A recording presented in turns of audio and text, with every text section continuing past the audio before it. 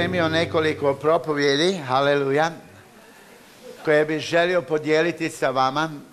Nisu skroz jednostavne, ali svejedno ima neke jednostavne stvari. Želim da razumijemo zapravo nešto što je iznimno važno u životu vjernika. Želim govoriti zapravo o slavljenju, o štovanju Gospodina. Sjećam se da u početku moga hoda sa Bogom jedno od prvih pitanja koje sam ja zapravo postavljao Bogu, i možda nije prvo otkrivenje koje sam dobio, ali sjećam se da je definitivno bilo jedno od ranijih otkrivenja ili spoznaja koju sam dobio na pitanje zašto ja kao čovjek, zašto mi kao ljudi uopće postojimo. I sjećam se zapravo da jedan od odgovora koji je došao u moj život jeste bio u tome da proslavim, odnosno da štujem Boga. Bog nas je stvorio da ga štujemo. Bog nas je stvorio da mu damo čast koja njemu pripada. On je veliki Bog, on je silan, on je slavan Bog zapravo, i puno ljudi ne razumije da jedan od najvećih grijeha koji izvlada svijetom jeste zapravo ljudi koji ne štuju, odnosno ne slave Boga.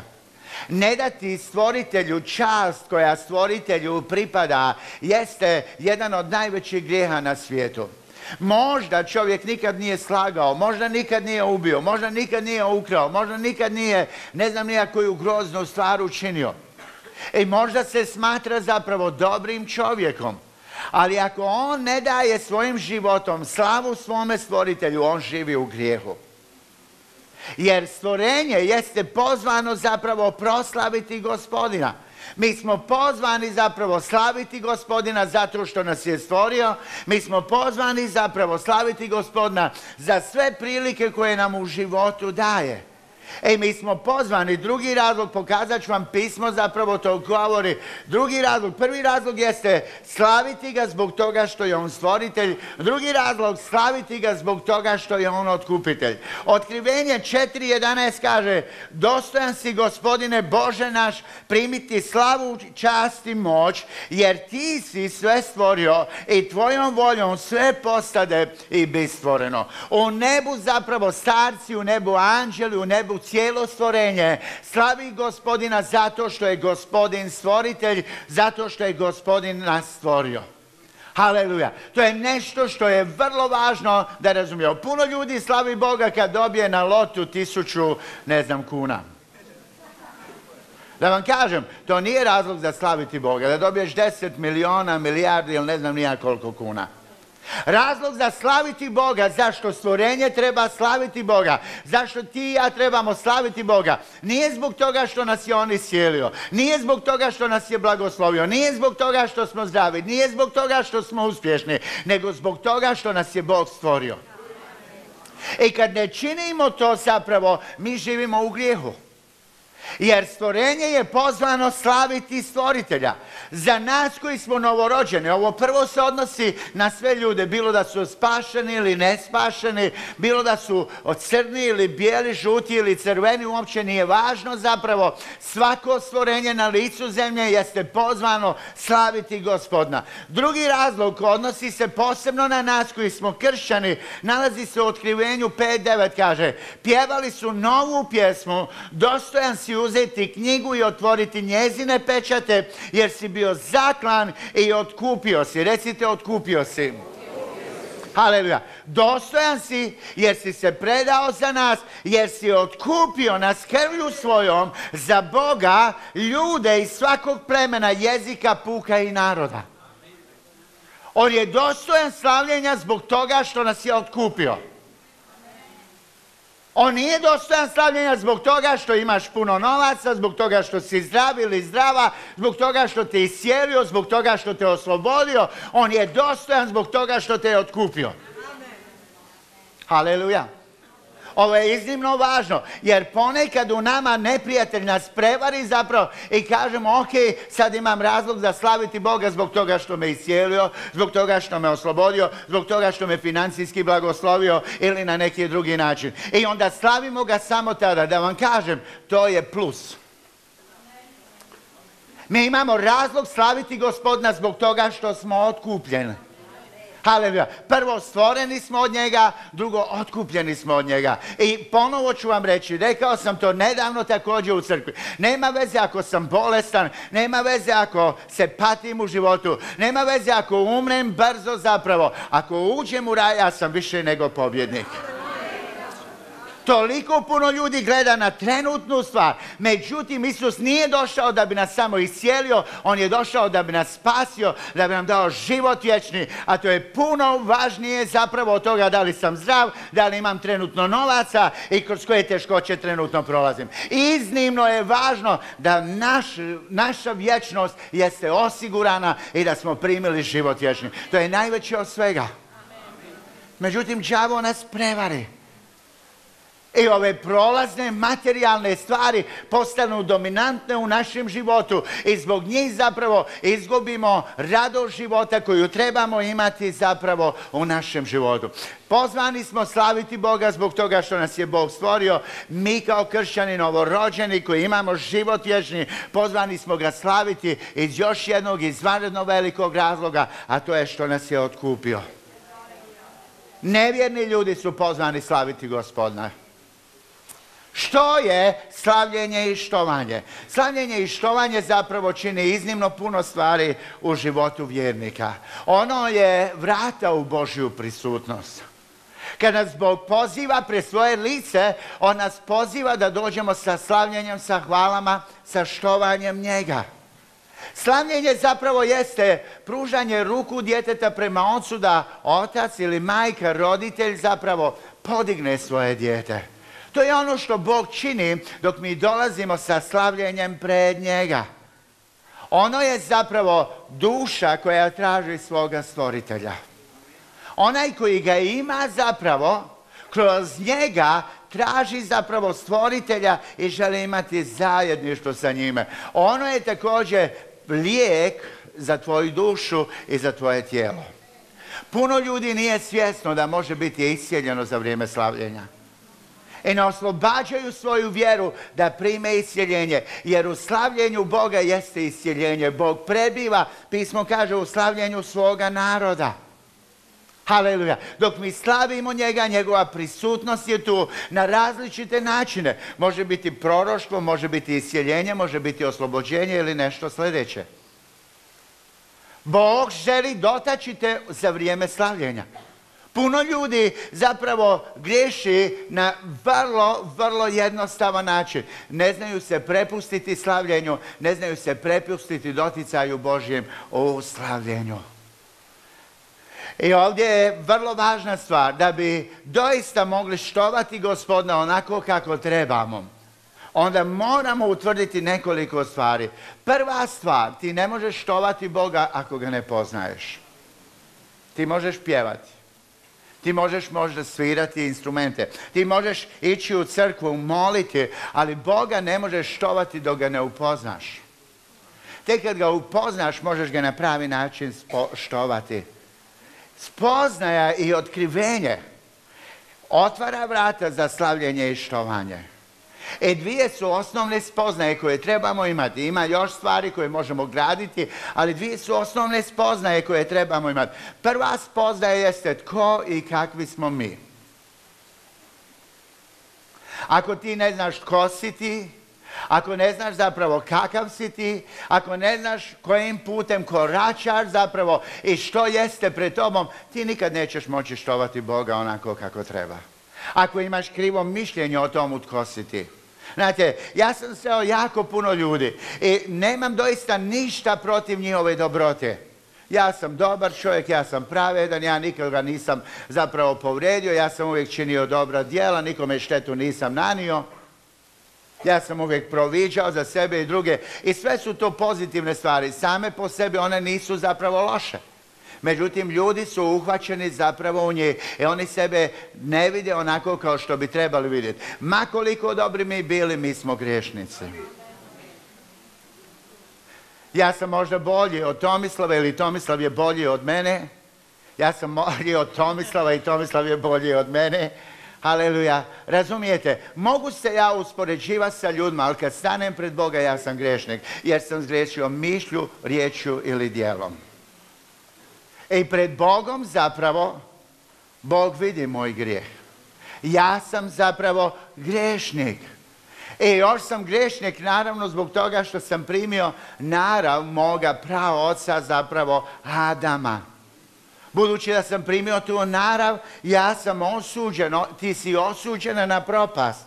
Ne zbog toga što si ubio nekoga, ne zbog toga što si opljačkao velike novce, ne zbog toga što si iznevjerio ovoga ili onoga, nego jednostavno zbog toga što si primila grešnu narav kroz očinsku predaju zapravo mi smo osuđeni na propast. I zbog toga smo mi sebični. Zbog toga smo mi bahati. Zbog toga zapravo mi smo samovoljni. Zbog toga na svaki drugi način također mi smo grešni. Zato to činimo. Zato što je to u nama. I mi to pokušavamo kontrolirati, mi to pokušavamo umanjiti. Mi doista uspijevamo u mnogim stvarima, ali još uvijek ima područja zapravo gdje smo slabi. A Bog zapravo jeste stvoritelj koji je savršen, koji je perfektan, nepogrešiv. Pravedni sudac cijeloga svijeta. I otkrivenje koje proizlazi iz toga jeste ovo. Da je Bog naš ljubljeni otac i spasitelj. Ja slavim Boga zbog toga što je On učinio sebe mojim spasiteljem. Mojim otkupiteljem. Znači, shvaćam da sam u problemu, da nemam izlaza iz toga, jer ne mogu i nemam ono što mi Bog ne želi dati. Ne mogu imati i nemam ono što mi Bog ne želi dati. I jedini način da budem spašen jeste da mi Bog da spasenje. Haleluja. Ne mogu ga zaraditi djelima, ne mogu ga zaraditi religioznošću, ne mogu ga zaraditi nikako. Jedini način da imam spasenje, da imam vječni život, jeste da primim od jedinog kojega ima, a to je Bog Otac. I kroz svog Sina On meni daje zapravo vječni život. Haleluja. To je način zapravo kako ja mogu primiti ono što Bog želi za mene. I znate, kad shvatim ove dvije stvari, kad shvatim da sam ja grešnik osuđen na propast usprkos svojim mojim dobrim djelima, usprkos svim mojim dobrim stranama. I kad shvatim da onaj jedini koji je mogao me spasiti me jeste spasio, ja imam razlog zašto ga slavim. Ja ga slavim jer je On moj spasitelj, jer je On moj otkupitelj, jer je sebe učinio zapravo mojim ocem. I štovanje je jedini ispravan način za iskazati, nije jedini, ima drugi način, ispričavam se, ali štovanje je ispravan način za iskazati zahvalnost Stvoritelju. Haleluja. Svako svjesno moralno biće će iskazivati zahvalnost i štovanje zapravo prema osobi koja je pomogla u nevolji u situaciji. A posebno u tako velikoj nevolji kao što smo mi bili. Haleluja. Svako svjesno moralno biće će iskazivati zahvalnost prema onomu koji mu pomaže i koji ga podiže. A Bog nam pomaže i Bog nas itekako podiže. Haleluja. Čovjek koji shvaća ljudsku grešnost i Božju spašavajuću milost ne može, a da ne bude zahvalan. A zahvalnost je uvijek izvor poštovanja i štovanja. Nezahvalni ljudi ne mogu slaviti Gospodina. Kad neko kaže ja ne mogu slaviti Gospodina, to pokazuje da ili da ne razumije, ili zapravo da ne želi. Ako si nezahvalan, onda nećeš dati Bogu slavu, čast i hvalu. Ako si zahvalan, onda ćeš i zahvalnosti zapravo ti davati. Zahvalnost je uvijek izvor davanja. Ko nema zahvalnost, on neće davati. Onaj koji nije zahvalan ili ne shvaća što je primio, ili uopće nije primio. Ili ne shvaća što je primio, ili uopće nije primio. Ja ne bih volio da itko od nas nije primio. Daj Bože da ne shvaćamo, to možemo poboljšati. Haleluja. Ali zapravo vrlo je važno da primimo ono što nam je zapravo Bog dao. I zbog toga kad mi slavimo, mi zapravo priznajemo Mi priznajemo Bogu njegovo božanstvo, mi priznajemo da je On naš stvoritelj, mi priznajemo njegovu ljubav i dobrotu kojom nas je spasio, mi prepoznajemo tko je Isus i što je On učinio za nas i stoga mi štujemo i slavimo njega. To nije zbog toga, vjerujte mi, mene nitko ne bi mogao natjerati u crkvu. Ja znam kakav sam bio, vjerojatno neki od vas su isto takvi bili. Nitko vas ne bi mogao natjerati u crkvu. Nitko vas ne bi mogao natjerati da dižete ruke za vrijeme slavljenja u crkvu. Nitko vas ne bi mogao natjerati da stavite ruku u svoj novčanik ili džep i da izvadite i date radostan dobrovoljni prilog više nego što bi ikada ikome dali. Haleluja. To je jednostavno spoznaja ljubavi Božje, dobrote Božje, milosti Božje koju je iskazao u tvome životu i iz te zahvalnosti zapravo mi dolazimo u crkvu. I kad je snijeg, i kad je kiša, i hladno je, znate, haleluja. Tu je sestra Željka, ne znam, ona se toga sigurno sjeća. Kad smo putovali zapravo u Koprivnicu, odnosno Peteranec, znali smo zimi putovati svake subote zapravo tamo da služimo. Snijeg je, i ja sam imao auto ćelavih guma. Nisam imao novaca da kupim nove gume zimske. Haleluja. Renault 18. Ja ne znam koliko puta sam ja skliznuo sa ceste zapravo u puta u jarak i koliko sam se vadio, stajao dok je mečava zapravo zatrpala put da dođem tamo da služim. Da vam kažem, putovao sam ne znam koliko puta do Osijeka, do bilo gdje i sam sebi govorio, Bože, da nije tebe, ja nikad ovo ne bi radio. Ja ne bi putovao, nisam zainteresiran za te stvari. Znate, ja odem u Ameriku i vjerujte mi, svako voli otići vidjeti jedan put ili dva put, ali ja ne idem zato što volim. Haleluja. Ja putujem zbog Boga i Božjih planova. I ima puno stvari zapravo koje mi radimo samo zbog toga što volimo Boga i zahvalnosti prema Bogu. Haleluja. Jedna od stvari, na primjer, ja ne znam kakvi ste vi bili, ali ja sam bio i još uvijek na jedan način, to jesam introvertna osoba. Ja sam volio otići u svoju sobu, pustiti svoju glazbu, napravio sam od sobe disko sobu, to je moje vrijeme, neki od vas. Haleluja, sa svjetlima i sa ostalim stvarima, uzeo bi svoju bocu vina i puštao svoju glazbu i niko mi nije trebao. Nitko mi nije trebao. Ja sam u svojoj sobi sa svojom glazbom u svome svijetu. Znate, okrenut prema sebi, da stanem, da govorim pred drugim ljudima, da se ističem među drugim ljudima na takav način. Meni je bilo čak, ne želim to. Međutim, kad Bog te zahvati, kad Bog te promijeni, kad Bog uradi stvari u tvome životu, On te dovede do toga da počneš raditi i razmišljati i funkcionirati na drugačiji način. Haleluja. Kad prepoznaš ko je Bog, kakav je On, ti želiš mu iskazati zahvalnost i ako je potrebno putovati ne znam ni ja gdje, ako je potrebno uraditi ne znam ni ja što. Ti ćeš to uraditi iz zahvalnosti. Ne zbog toga što te neko forsira ili gura. Haleluja. Stvorenje štuje Boga. Cijelo nebo štuje Boga. Ja ne želim ići u puno stihova, samo ću vam pročitati zapravo kratko nekoliko stihova. Imam i navedeni ovdje zapravo više, međutim ja ću samo izvaditi jedan dio stihova. Cijelo stvorenje štuje Boga. Otkrivenje 5:11 do 14. I vidjeh izaću glas mnogih anđela uokolo prijestolja i bića i starješina. Bilo je 10.000 puta 10.000 i 1000.000. Klicali su glasno, dostojno je zaklano janje da primi moć, bogatstvo, mudrost, snagu, čast, slavu i blagoslov. Izaću svo stvorenje i na nebu i na zemlji i pod zemljom i u moru. Sve na njima i u njima govori onom koji sjedi na prijestolju i jagancu, blagoslovi, čast, slava i vlast u vijeke vijekova. Tada 4 bića rekoše amen, a 24 starješine padnu ničice i poklone se onome koji živi u vijeke vijekova.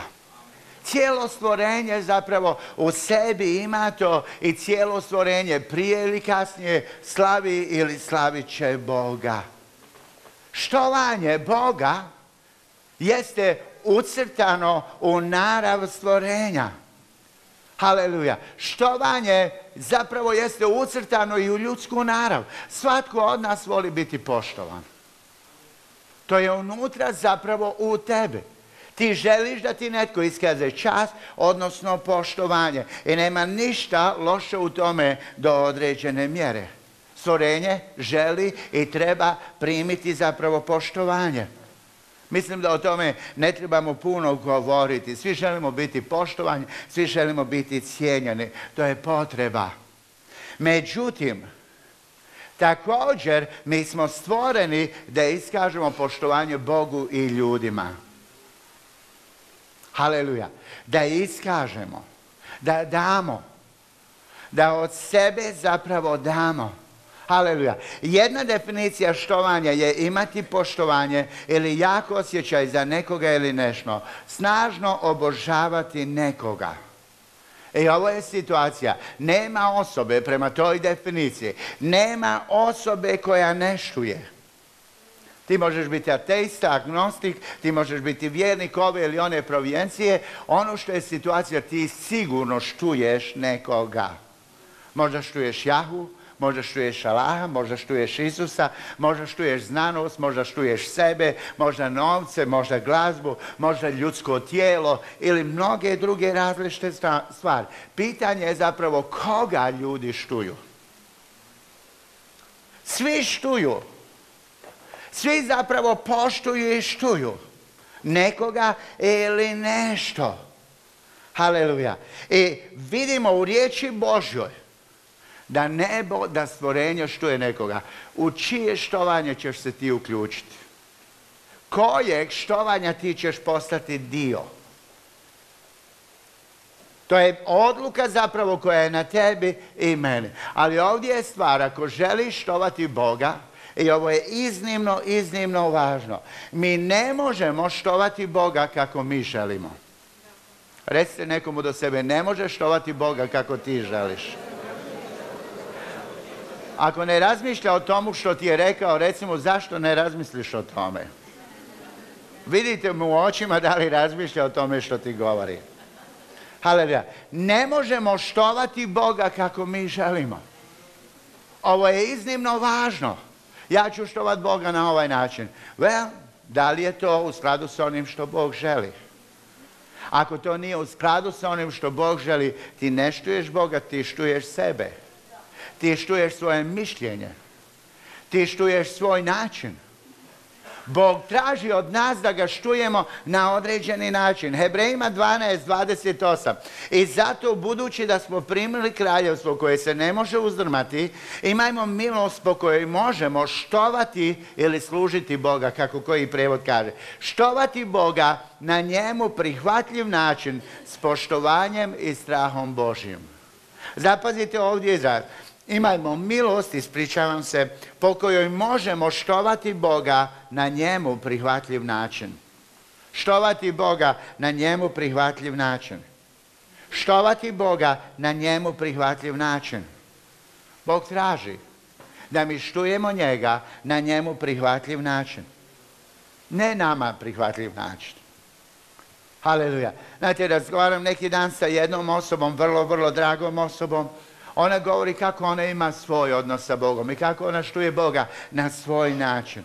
I naravno, ja vjerujem i u dobronamjernost i sve pozitivne stvari koje mogu vjerovati glede toga. Međutim, ja vam moram reći, Božja riječ kaže da mi trebamo štovati Boga na njemu prihvatljiv način. Jer ako ja štujem Boga na meni prihvatljiv način, onda to doista nije štovanje. Ja to želim tako raditi. Ja sam takva osoba i ja volim na takav način. Ja ne želim to raditi na drugi način. Meni ovaj način više paše. Onda zapravo ti poštuješ više sebe nego Boga. Jer kad štuješ Boga, ti ga štuješ na način koji je njemu prihvatljiv. Primjerice, da ideš žrtvovati dijete na oltaru, ubiti ga i to činiš Bogu u čast i na slavu. Da vam kažem, to je krivi način. Da ideš bičevati sebe, da ideš raditi, razapeti sebe na križ kao što rade na Filipinima ili ne znam nija gdje točno sve. To nije način kako se štuje Boga. To je krivi način. Bog traži da ga štujemo na njemu prihvatljiv način. Naravno, to je jedna strana ekstrema. Druga strana ekstrema je ja ću štovati Boga da radim što ja i kako ja hoću. Haleluja. To ne ide. Štovanjem, sjetite se, ovo je vrlo važna definicija koju sam smislio. Svrha naše vjere, haleluja, svrha naše vjere jeste da ugodimo Bogu. Štovanje, svrha našeg štovanja jeste da ugodimo Bogu. Što je svrha moje vjere? Da štujem Boga, da ugodim Bogu. Kad god pitate nekoga što je svrha tvoje vjere, ako on ili ona ne iskaže tu definiciju, nego kažu jednostavno da imam religiozni odnos, da vršim religiozna djela ili što slično, oni su zapravo pogriješili. Jer svrha moje vjere nije da ja ugodim sebe, što mnogi ljudi zapravo čine. Svrha moje vjere jeste da ugodim Bogu. Ako štujemo onako kako mi želimo ili kako mi volimo, tada ne ugađamo Bogu, već ugađamo sebi. Ne ugađamo Bogu, već ugađamo sebe. To nije štovanje Boga, to je štovanje sebe. To je sebeljublje i to je grijeh. Haleluja. Ako hoćemo zapravo na pravi način štovati Boga, moramo to raditi na način kako On traži od nas. I naše štovanje zbog toga mora biti utemeljeno na riječi Božjoj, na onomu što Bog traži. Nešto mi tražimo, nešto mi želimo, nešto mi osjećamo, nego ono što Bog u svojoj riječi kaže. Psalam kaže 29:1 i 2. Ima jako puno toga što možemo izvaditi i reći. Ja sam izvadio ovo za početak. Psalam 29:1 i 2. Prinesite Jahvi, o sinovi Božji, prinesite Jahvi slavu i snagu. Prinesite Jahvi slavu njegova imena. Poklonite se Jahvi u svetištu njegovu. Haleluja. Nekoliko stvari je ovdje. Kaže prinesite Jahvi što? Slavu i snagu. Bog traži od tebe da mu ti doneseš, da mu ti daš, predaš zapravo slavu. Što to znači? To znači da on želi da on bude slavan u tvojim očima. Riječ slavan teško je zapravo prevesti, gledao sam u rječnika, jedna od stvari kojom se može prevesti jeste velik. Znate, često kad vidite, mi ponekad to korigiramo, nismo sve korigirali, u tekstovima pjesama stavimo Bog s veliko S. Jer nitko nije svet kao Bog. Mi možemo biti sveti sa malo S. Međutim, Bog je svet sa veliko S. Bog je slavan zapravo sa veliko S. Ne sa malo S.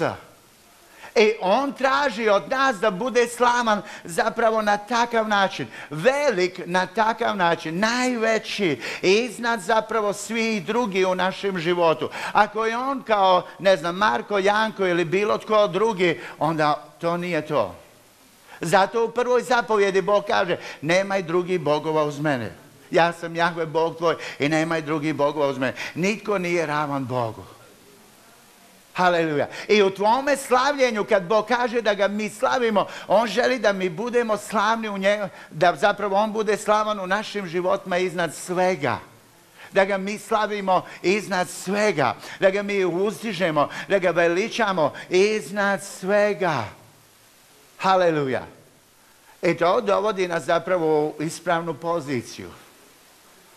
Možda trenutno neko razmišlja i kaže, hej, Bog nije tako slavan u mojim očima. Ja imam puno drugih stvari koje su mi jednako, čak možda neke i više slavne. Ili važne, ili velike u mome životu. Onda ti zapravo ne razumiješ tko je Bog i ne daješ mu slavu onako kao što bi mu trebao dati. Zatim Bog kaže, ovdje kaže, prinesite Jahvi slavu i onda kaže snagu. Snaga podrazumijeva energiju. Haleluja. Bog traži tvoju snagu u slavljenju. On traži da mu daš zapravo svoju energiju.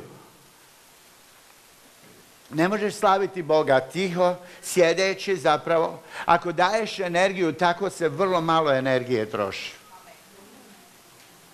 Kad daješ zapravo svoju snagu Bogu, onda vjerojatno glasno pjevaš, onda vjerojatno kličeš, onda vjerojatno plešeš pred Bogom. Psalam 149, 1 do 5 kaže, haleluja, pjevajte Jahvi pjesmu novu.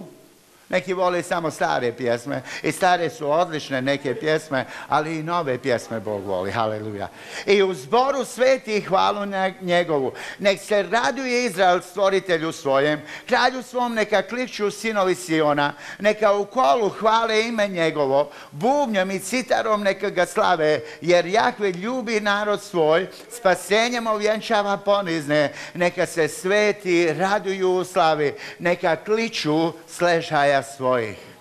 Haleluja. Ako polako, malo po malo pogledate niz stvari ovdje, kaže pjevajte, radujte se, kličite, plešite, hvalite ime njegovo, svirajte instrumente. Haleluja. Još jedan put. Pjevajte, radujte se, kličite, plešite. Haleluja. Neke od ovih stvari sablazne neke vjernike. Ili možda ne samo vjernike, nego i voditelje vjerskih zajednica. Drugi vjernici se osjećaju nelagodno da čine te stvari. Ali to je ono što govori Božja riječ. Kažem, nekim vjernicima je i pjevati Bogu neugodno, a kamoli klicati ili plesati. Haleluja. Znate, ponekad u nekim crkvama vidim ljude zapravo koji pjevaju Bogu. Ne mogu otvoriti usta svoja. A Bog kaže pjevajte. Haleluja. Bog kaže kličite. Ili kaže plesite. Wow, nemoj me previše tražiti. Val ne tražim te ja ništa. Ja samo čitam što piše u Bibliji. Klicanje, pjevanje, ples zapravo traži tvoju snagu. Neki od vas to dobro znate. Ne možete plesati dugo jer nemate kondicije, kao i ja. Da bi mogao duže plesati moraš imati kondicije, moraš imati snage. Haleluja. Neki su počeli vježbati da bi imali više kondicije da mogu duže plesati pred Bogom. Haleluja. Bog traži to od nas. Haleluja. Bog traži da mi to činimo. Kad mi njemu damo svoju snagu, on svoju snagu vraća natrag. Haleluja. I daje zapravo u naše živote. I mi primamo zapravo od njegove snage. Često u crkvi zapravo nailazimo na ljude koji imaju neki svoj stav o slavljenju. Ja vjerujem da svi imamo neki svoj stav o slavljenju. Ali nespašeni ili tek malo obraćeni ljudi kažu, znaš što, slavljenje i štovanje mi je dosadno i kad to krene, ja se isključim. To je vrlo opasna stvar. Drugi stav jeste to klicanje i ples me sablazne. Znate, znam za neke ljude koji su ušli u našu crkvu, izašli iz naše crkve, kaže, nisam ja došao u disko, ja sam došao u crkvu. I jedno i drugo zapravo jeste krivo. Haleluja. S popriličnim uvjerenjama mogu reći, ako nisi spreman uključiti se u slavljenje, ako se isključiš kad slavljenje krene, ti nisi spreman za raj. Ako se isključiš kad slavljenje krene, ti vjerojatno nisi spreman za raj. Haleluja. Vidjeli smo da Bog želi da ga slavimo kako je njemu ugodno, a ne nama. Haleluja. Raj odzvanja slavljenjem. Raj odzvanja slavljenjem. Cijelo stvorenje, cvijeće i drveće, zapravo ptice i sve drugo u raju zapravo slavi Gospodina. Kad uđemo u raj, mi ćemo ući zapravo u slavljenje. Haleluja. I ako ti ne slaviš Gospodina, ne pjevaš, ne raduješ se pred Gospodom, ne hvališ njegovo ime, nešto zapravo u tebi nije pripravljeno kako treba, raj nije ušao u tebe i ti funkcioniraš na drugačiji način. Ja se sjećam zapravo, tek sam primio spasenje, nisam puno znao, nismo mi znali puno pjesama, ali ja sam non stop zapravo kad god bi išao po gradu, po Dubrovniku, pjevao. Pjevao. O zapali plamen sad u srcu mom, Neki pjevaju polako, o zapali, ali ja bi stavio to u koračnicu. Ozvanja pjesma ta, glori, haleluja, to slatka muzika je, čuj. Ozvanja pjesma ta, anđeli je poju, jednom tamo pjeva čuj ja. 1000 truba trubi, ime njegovo slave. Kažu da Isus je umro za naš greh i milioni zvijezda ime njegovo slave. Pjevajući Bogu na čast, haleluja, cijelim gradom gdje god sam išao. Znate, u ono vrijeme mlad zapravo nije mi nikakav bio problem od Gruža do Grada, do Lapada, do Zlatnog potoka ili gdje. Cijelim gradom, samo bum, bum, bum, bum. I u srcu pjevam, naglas pjevam. Haleluja. Prije nego što sam se spasio, pjevao sam pjesme o kojoj ne želim spominjati uopće. Haleluja. A onda kad sam se spasio, počeo sam pjevati pjesme kršćanske. I radio sam u jednom restoranu, imali smo zapravo gosta, kuhara iz druge zemlje, sada zapravo, haleluja, u Dubrovniku, znate, i kaže mene ovaj jedan kolega, nikad nisam čuo nekoga da sa tolikim žarom pjeva, da tako loše pjeva. Haleluja. Iz tvoga srca ide pjesma zahvalnosti i slavljenja prema Gospodu. Kad nebo uđe u tvoj život, nebo počne izlaziti iz tvoga života također. Ti počneš pjevati o nebu, o Gospodinu, o njegovom spasenju. Haleluja. I znaš što ti kažeš? Vel, pa što ako me neko kaže, što ako me ljudi čuju? Uopće mi nije važno. Važno je da me Bog čuje. Haleluja. Važno je da slavim Boga. Nije važno kako se ja osjećam u tome. Važno je da sam ja ugodan miris mome Gospodinu. Da moj život odiše ugodnim mirisom mome Gospodinu. Slavljenjem ne trebam ugoditi sebi, ja slavljenjem trebam ugoditi Bogu. Haleluja. I zato podižem svoj glas još više. Zato zapravo podižem svoje ruke Gospodinu. Jer riječ mi kaže da dignem svoje ruke. Neki ljudi imaju problem sa time, znate, kao da su vezani. Nisu na policiji, ali kao da su vezani. Haleluja. I onda pjeva, ruke dižem, a ruke su dole. Klanjam se pred tobom, a stojim ko kip. Haleluja. Well, što radimo zapravo? Trebamo podići svoj glas. I moramo prestati misliti o tome što će ljudi misliti ili što će ljudi reći. Bog nam treba biti slavniji od svih zapravo ljudi. Njemu najviše zapravo trebamo ugoditi. Haleluja. Nije važno što će ljudi reći. Sjetite se Davida zapravo, sjetite se Mikale. Ako nisam slavljen u tvojim očima, ja znam da Bogu jesam na slavljenju. Slavit ću zapravo, bez obzira što ti misliš, plesat ću pred Bogom, bez obzira što ti kažeš, jer moj Bog je dostojan slavljenja. Moj Bog je dostojan obožavanja. Haleluja. Haleluja. Ja to zapravo radim zbog Boga, ja to ne radim zbog ljudi. Ja to radim zbog Boga, zbog toga što moj stvoritelj i moj otkupitelj je dostojan moga slavljenja. Haleluja. Zamolio bi tim za gospodnju večeru da pođe donijeti elemente, ali to je zapravo bitna stvar. Sjetite se, molim vas, to je vrlo, vrlo važno načelo. Štujemo Boga onako kako je njemu ugodno. Sjetite se Abela i Kaina. Abel i Kain zapravo odlučuju donijeti žrtvu pred Boga. I tko se prvi sjetio? Tko je prvi dao poticaj? Kain.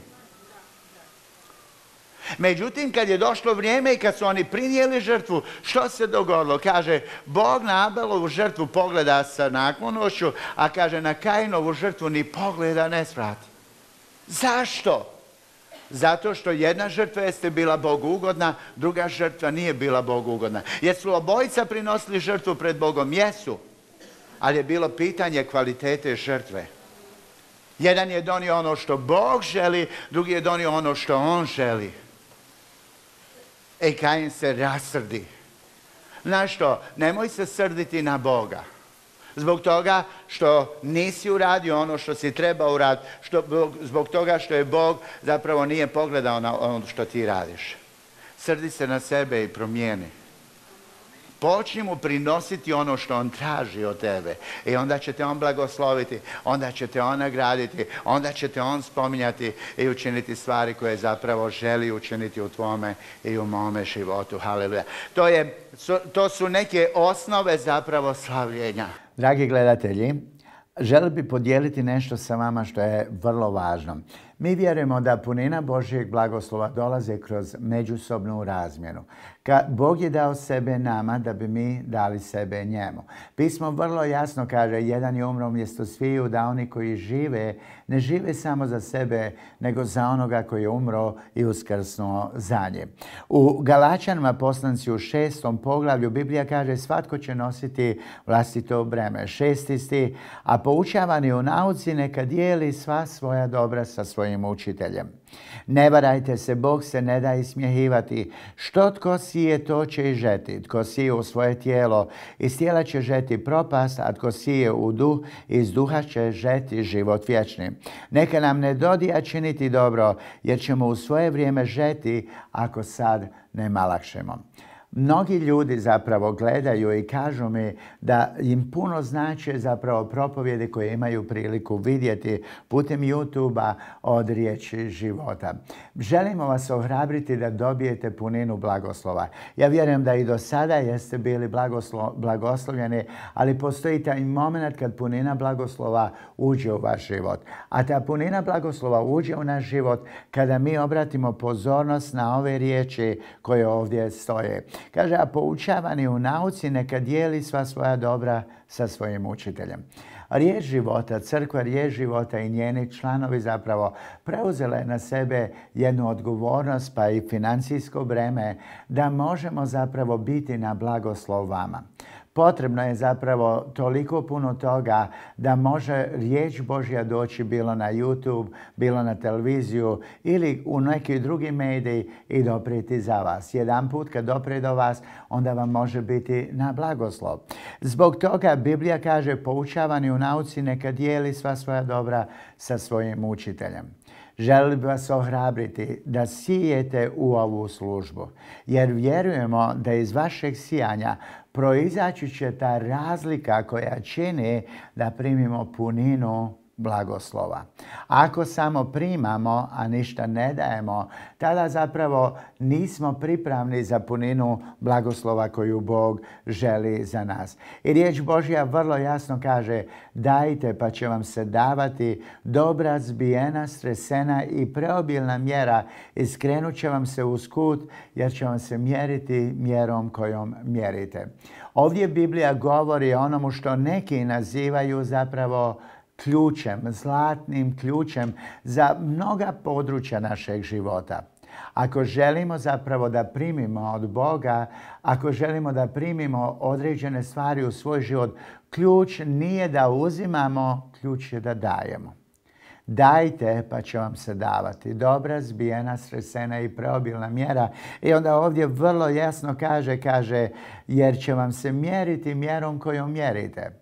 Drugim riječima, dobijat ćete s razmjernom mjeri kojom dajete. Ako dajemo Gospodinu, ako zapravo neka služba nam nešto znači, čini razliku u našem životu, donosi ohrabrenje, donosi razumijevanje, donosi zapravo nove stvari u naš život, onda smo dužni zapravo također takvu službu pomagati. Ne biti samo oni koji primaju, nego biti oni koji učestvuju, da ta služba zapravo može funkcionirati i još ići naprijed.